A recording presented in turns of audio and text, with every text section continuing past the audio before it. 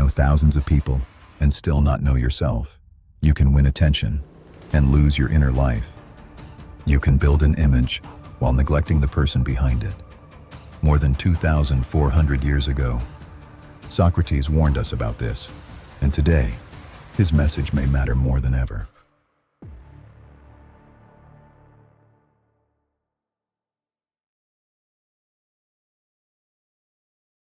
Young men and women of this age, I have been told your world is advanced. You carry libraries in your pockets. You can speak across oceans instantly. You can summon music, maps, news, strangers, and entertainment with a touch. You have conquered distance, but many of you have not conquered yourselves. You know what is trending, but not what is true for you. You know how to be seen, but not how to see clearly. And so I repeat an ancient command: know thyself.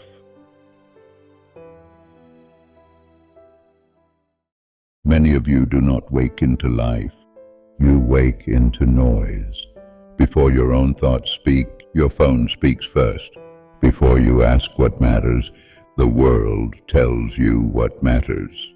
Before you decide who you are, algorithms recommend identities. Look successful, look attractive, look busy, look ahead, and slowly, the soul becomes crowded. You are not empty because you lack content. You are empty because you are full of everything except yourself. Think about that. Many of your desires are not truly yours. They were planted in you by comparison, by fear, by trends, by status, by people who are also confused. So you chase careers you never examined, lifestyles you never questioned, goals you inherited. Then one day, you reach something you wanted for years and feel strangely unmoved. Why? Because achievement cannot satisfy a borrowed desire. If a thirsty man drinks salt water, should he be surprised when thirst increases? You compare your beginning to someone else's highlight reel, your private struggle to their public success, your ordinary Tuesday to their carefully edited victory, and then you call yourself behind. This is madness. A man who constantly measures another man's shoes forgets whether his own feet can walk. Comparison can instruct, but comparison without wisdom poisons self-respect. Many ask, what should I do with my life? But often they mean, what path will make others approve? So they chase prestige, designations, safe applause, then discover years later that they climbed a ladder leaning against the wrong wall. Listen carefully. Money can enter the house, while peace leaves through the back door. Ask not only what pays, ask, what kind of problems can I solve repeatedly without hating my mornings? What kind of effort energizes me? What values will I not betray? These questions save years. Some of you fear silence. You stay entertained. You stay stimulated. You stay scrolling. Because stillness introduces questions, and questions are uncomfortable. But hear me carefully. What you avoid in silence will govern you in noise. If you do not examine your fear, it will choose your path. If you do not examine your wounds, they will choose your relationships. If you do not examine your impulses, they will become your masters. So how to know yourself?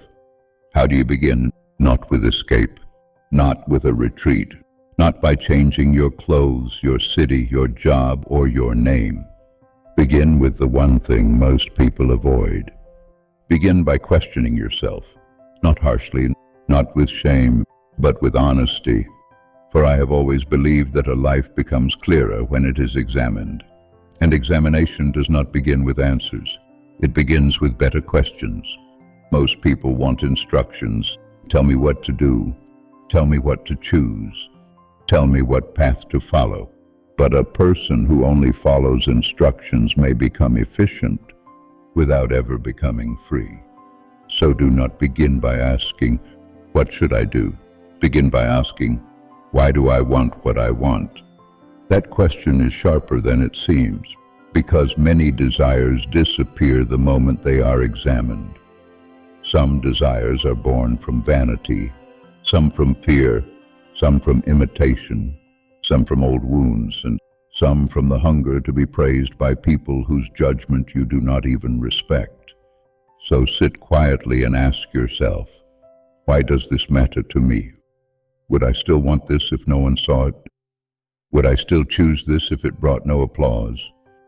Would I still pursue this if it made me less impressive but more peaceful? These are not easy questions.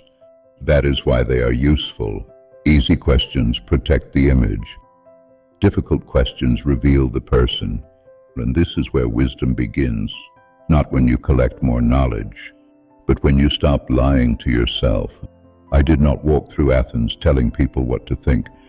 I asked them questions again and again, not because I enjoyed making them uncomfortable, but because discomfort is often the doorway to truth.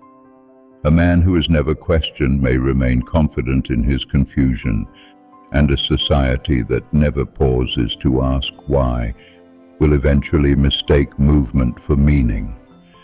So tonight before sleep, do not ask only, "What did I achieve today?"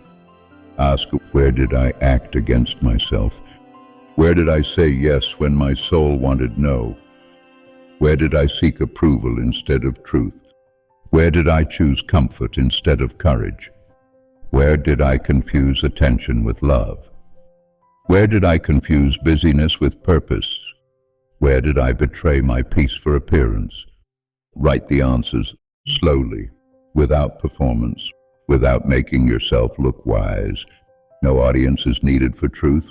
No applause is needed for clarity. No one has to know. This is between you and your own soul.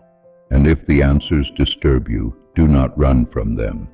A disturbing truth is often kinder than a comforting illusion.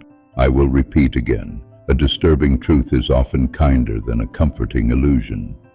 Because illusion lets you sleep, while your life quietly moves in the wrong direction. But truth wakes you, and once you are awake, even slightly, you can begin to choose. This is the power of self-knowledge. It does not make life easy, but it makes life honest. It helps you see which desires are yours, which fears are ruling you, which habits are weakening you, which relationships are shaping you, which ambitions deserve your energy, and which ones were only borrowed from the crowd. Do not try to know yourself in one evening. That too is vanity. The self is not discovered like an object under a stone. It is understood through attention, through repetition, through noticing. Notice what repeatedly angers you. There is information there. Notice what repeatedly attracts you. There is information there too. Notice what you envy. Envy often points toward an unlived desire. Notice what you avoid. Avoidance often points toward an unexamined fear. Notice what gives you energy even when it is difficult. That may be closer to your nature than what merely gives you status. And notice what leaves you empty even after success. That may be proof that you are climbing the wrong hill. This is not overthinking. This is not self-obsession. This is inner citizenship. A city cannot be governed well if its rulers do not know its streets. And a life cannot be governed well if the person living it does not understand his own motives. So become a student of yourself, not once, daily. Ask yourself after anger, what was I protecting? Ask yourself after envy, what do I believe I lack? Ask yourself after anxiety, what future am I trying to control? Ask yourself after regret, what truth did I ignore? Ask yourself after peace, what did I finally stop chasing? These questions are not meant to punish you. They are meant to return you to yourself. Because the person who does not question himself becomes easy to rule by trends, by praise, by fear, by markets, by algorithms, by the expectations of people who have not examined their own lives. But the person who questions himself becomes harder to manipulate. He may still make mistakes, but they become his mistakes. He may still struggle, but the struggle becomes honest. He may still fail, but he does not fail while living someone else's life. And that is already a kind of freedom. Yes, it is. So begin simply. Tonight, take a page. Write one question at the top. What part of my life am I living without examination? Then wait. Do not rush the answer. Let the first answer come. Then ask again, is that fully true? Then ask again, what am I afraid to admit? This is the Socratic way. Not to accept the first answer, but to gently go deeper. For the first answer is often the public answer. The second answer is sometimes the polite answer. But the third answer may finally belong to you. And when you meet that answer, do not judge it too quickly. Hold it, study it, let it speak. Because sometimes the soul does not need motivation. It needs permission to tell the truth. And when truth is finally allowed to speak, a different kind of life becomes possible. Not louder, not more impressive, but more yours. That is where you begin. Not by becoming someone else, but by finally meeting yourself. Practice this discipline. Let some desires pass without obeying them. When you want to check the phone instantly, wait. When you want to respond in anger, wait. When you want to buy to impress, wait. Because in the space between impulse and action, the self becomes visible. That gap is sacred. There, freedom is born. You do not merely need more skills. You need inner authorship. You need to become less editable by the crowd. Because if strangers can program your desires, trigger your emotions, and steer your attention, then whose life are you living? I was once condemned for asking questions, but the true danger was never death. The danger was living unexamined, and today, the unexamined life is easier than ever.